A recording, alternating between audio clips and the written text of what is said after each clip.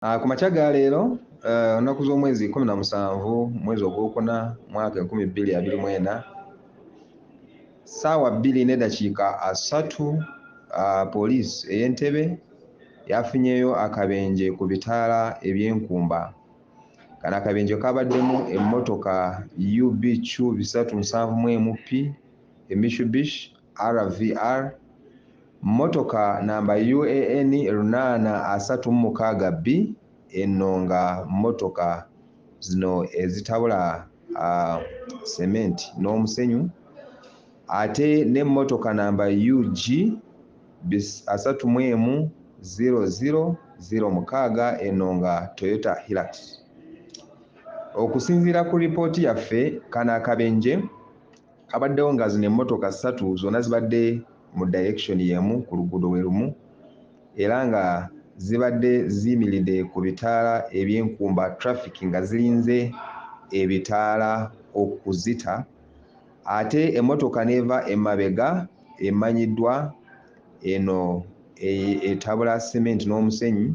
eya UAN 836B, eno n'elemererwa omugoba waayo, era ono n'agezaako okuba nga aziyita ebbali,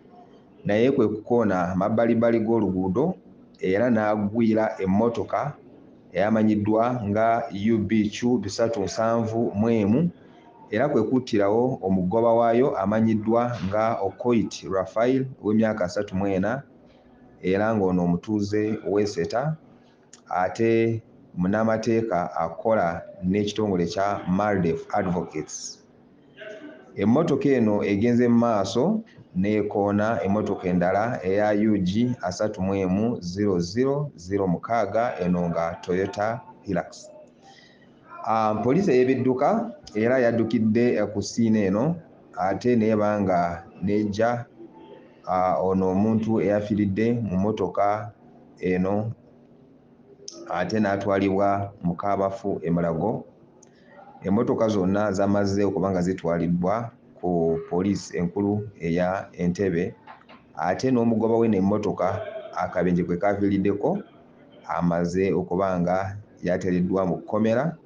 ate ng'okunoonyereza ku kyaleese kano akabenje oba ku kyaviiriddeko kano akabenje nga bwe kugenda mu maaso.